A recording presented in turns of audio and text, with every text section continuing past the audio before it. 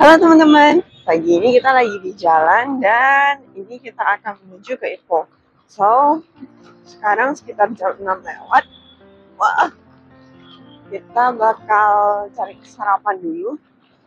Habis itu kita bakal naik MRT ke Sentral dan going to Ipoh. Agak-agak deg-degan sih, but let's see. Kayaknya bakal seru sih di sana. Kita bakal hunting makanan lagi.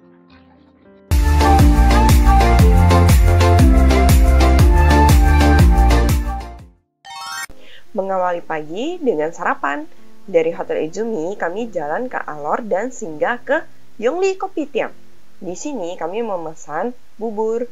Tapi bubur di sini teksturnya lebih mirip dengan nasi yang disiram dengan kuah kaldu dibandingkan bubur yang kita masak di rumah. Oke, jadi kita cobain buburnya.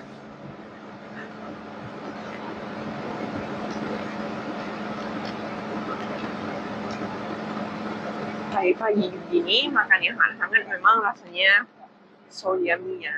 Selain itu, berhubung perjalanan bakal lama, maka kami juga pesan nasi ayam. Nah, nasi ayamnya itu rasanya di luar ekspektasi dalam arti yang positif ya. Nasi ayamnya itu enak. And next, ini nasi ayamnya.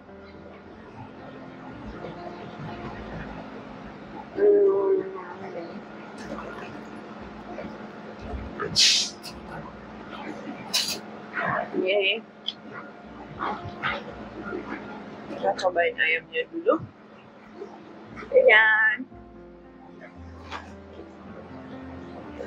ini ayamnya pasti dadai.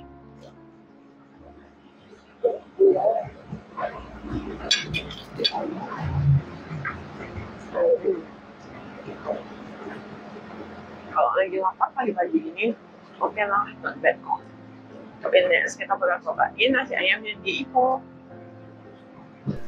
Selesai makan, kami pun bergegas menuju MRT Bukit Bintang. Dari Alor kita jalan sedikit aja sudah sampai ke stasiun MRT-nya. Setelah naik ke MRT, kita perlu menunggu 5 kali perhentian untuk sampai ke New Central. Walaupun di sini langit baru terang, tapi di MRT itu udah ramai aja. Ada banyak orang yang siap-siap ke kantor dan juga anak sekolah.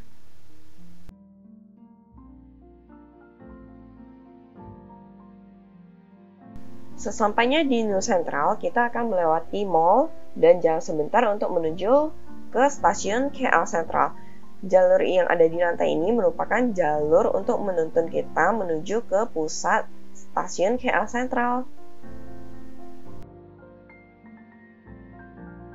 Beginilah penampakan stasiun KL Sentral yang tadi kita turun. Untuk menuju ke Ipoh, kita perlu berjalan ke bagian seberang dari stasiun. Karena aku sudah beli tiket online, jadi pas bingung, aku langsung nunjukin tiket buat bertanya di informasi yang sudah tersedia. Lucunya lagi, setelah sampai di dekat stasiun di mana kita menunggu, nah nanti kita akan dikumpulkan dulu. Dari ruang tunggu itu, nanti kita akan dibawa oleh guide peronnya jika sudah waktunya masuk. Kira-kira penampakannya akan seperti ini. Berasa kita lagi ikut tour kan? Akhirnya saya mau ke Ipoh nih. Akhirnya sudah waktunya kita untuk naik ke kereta. Nah, ini kita ikut guide-nya ya. Jadi kita akan diarahkan turun lagi ke bawah, kemudian baru kita akan masuk ke peron untuk kereta api kita. Nah, perjalanan dari KL menuju Ipoh memakan waktu 2 jam 45 menit. Yeay, dan akhirnya kita udah sampai di Ipoh. Nah, ini kita akan jalan menuju di kota dan ke kita. Let's go! Vibes di kota ini terasa berbeda dengan KL. Di sini jauh lebih tenang, lebih artsy, dan as you can see, di sini itu jalannya cukup lebar, tapi pace-nya tidak terlalu lambat, walaupun kotanya tenang. Karena lokasi antara stasiun dan hotel nggak terlalu jauh, maka kami memutuskan untuk berjalan kaki sambil melihat keindahan dari kota Ipoh. Hal menarik lainnya, ada beberapa spot yang dikerumunin oleh para merpati, seperti di Ladang Ipoh ini.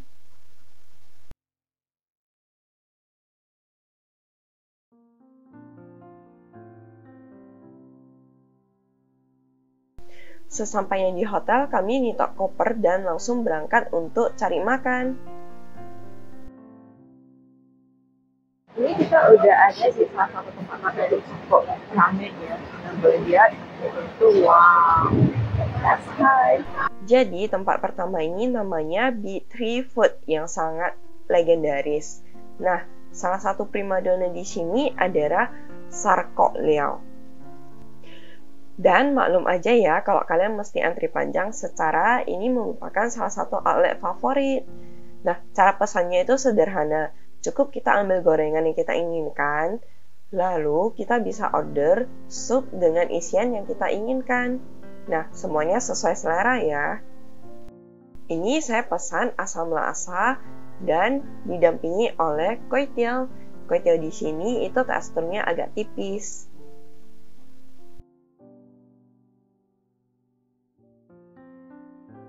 Dan ini kita cobain.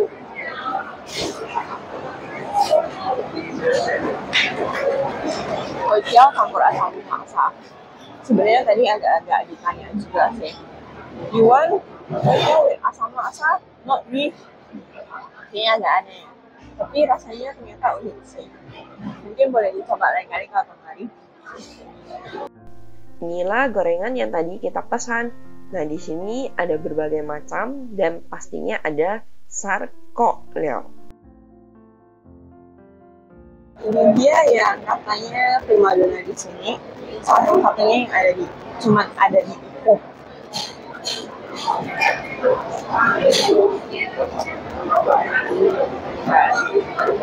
Dia dalamnya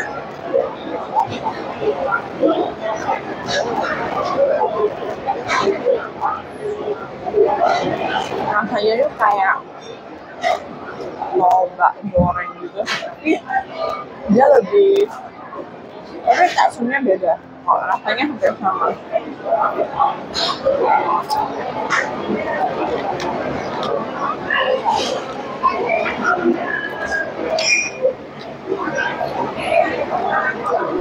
Makanan unik lainnya di sini itu adalah Chongfan, dan ini tuh Chongfan tradisional. Sausnya merupakan saus merah, dan uniknya Chongfan di sini itu berbeda dengan Chongfan yang pernah saya temui di Medan ataupun di KL. Penasaran nggak? Biar bisa tahu rasanya, jangan lupa nonton sambil makan Chongfan ya. Jadi ini Chongfan tradisional di sini, kita cobain.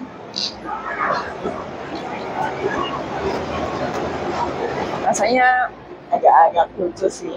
Tekstur Chongfannya juga beda dengan yang di Medan, dan sausnya itu manis-manis gimana gitu. Tapi boleh dicoba sih. Setelah makan, kita jalan-jalan lagi dong. Kali ini kita bakal ke komplek 3 Vihara. Ini tuh komplek pertama, dan bisa dilihat pemandangannya itu dibangun dengan sangat teratur, rapi, dan sangat indah. Nah, jadi ini kita berkunjung ke Sampotong. Di sebelahnya kayaknya ada beberapa vihara lagi. Dan as you see, ini bangunannya keren banget ya. Nah, yuk kita lihat ke dalam lagi. Hal yang membuatku tertarik untuk mengunjungi tempat ini adalah pemandangan dan bangunannya. Berasa kita kembali ke zaman-zaman dinasti kuno gimana gitu. Tapi ternyata di sini itu merupakan krematorium, dan di dalam goa itu ada vihara kecil.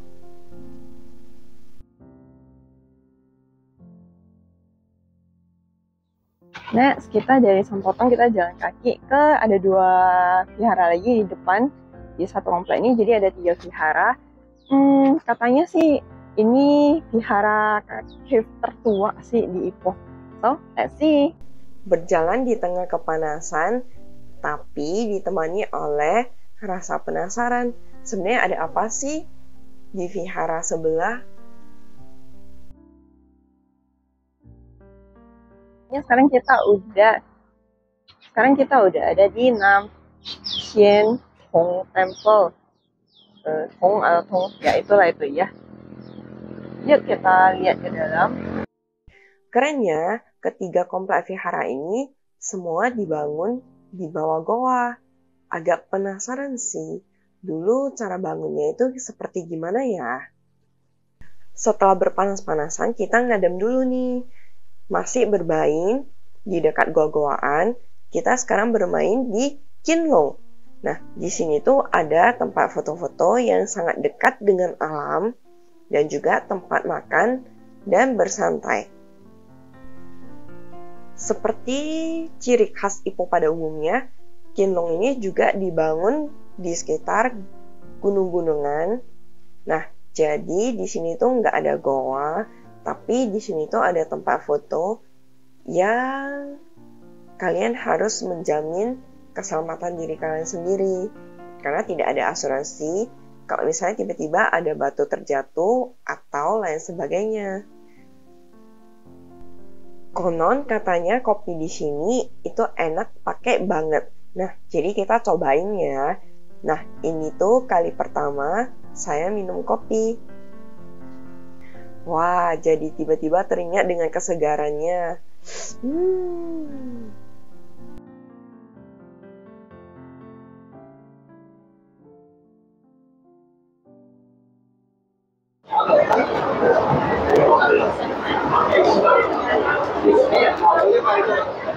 Rasanya itu kalau udah ditaruh es lebih better dibandingkan ketika tidak ditaruh es, dan sebagai seseorang yang nggak minum kopi, it's still good sih. Must try. Ciri khas lainnya di sini itu traditional toastnya. Nah, pernah bayangin nggak roti tawar yang dibakar dan ditaruh butter itu rasanya so yummy. Katanya ini itu signature butter toast. Nah, di namanya ada serikaya dan ada butternya.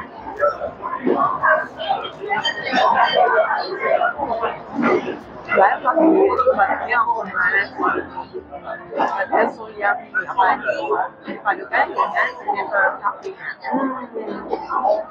Kayak sudah dunia sejenak sih. Kalian must try.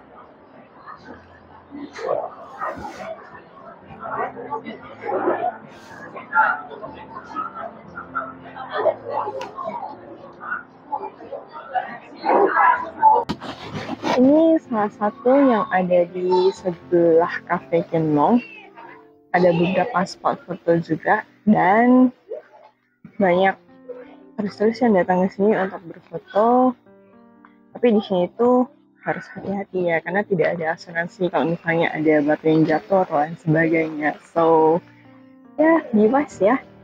Nah, seperti yang bisa terlihat, di sini itu benar-benar sangat dekat dengan alam. Tapi di sini ada beberapa kursi yang memang sengaja disediakan. Dan ada beberapa spot foto juga. Jadi penasaran, bisa nggak sih kita manjat ke atas sana? Terus di atas sana ada apa ya kira-kira? Aku mau selfie dulu. Jadi kalau sebelah sini sambil nunggu Grab, ini saya pesan Hello Toko. Ini mereka juga ada jual kemasan sasetnya. Jadi tadi aku cobain ini dulu, dan karena suka rasanya baru kita beli lagi.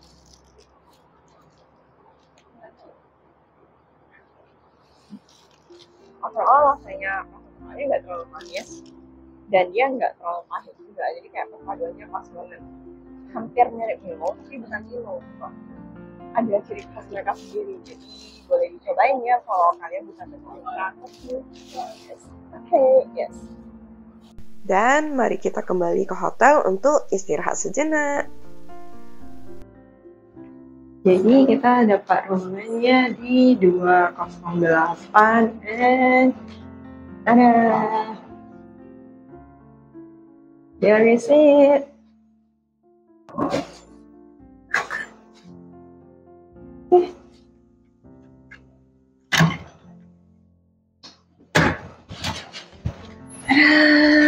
Dan ini dia kamar kita. Nah, masuk kamar ini ada lemari. Dan samping lemari itu kita ada berangkas. After itu ada gantungan baju, bisa gantung-gantung.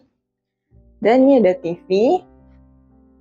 Oke, di sini ada telepon, hair dryer, kafe dan lain sebagainya. Ada aqua juga. Dan ini ada tirai.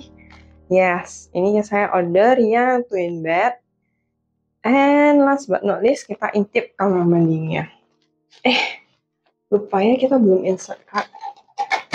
Oke, jadi kita mencapai kemenangan sempurna sih. Oke, ini kamar mandinya. Ada cermin. Tempat mandinya itu ada pembatas, jadi nggak bakal basah kita. Kemudian ini ada handuk dan oke, ini tempat kita ada belakang pintu. Ada lemari dan tempat kita bisa taruh koper. Dan ternyata di beberapa hotel itu sekarang sudah ada ironing dan water dispenser. Nah, kemarin di Hotel Malaka dan di KL juga sudah ada water dispenser. Jadi teman-teman kalau misalnya mau setrika baju, mau ngisi air, semua juga ada di saya.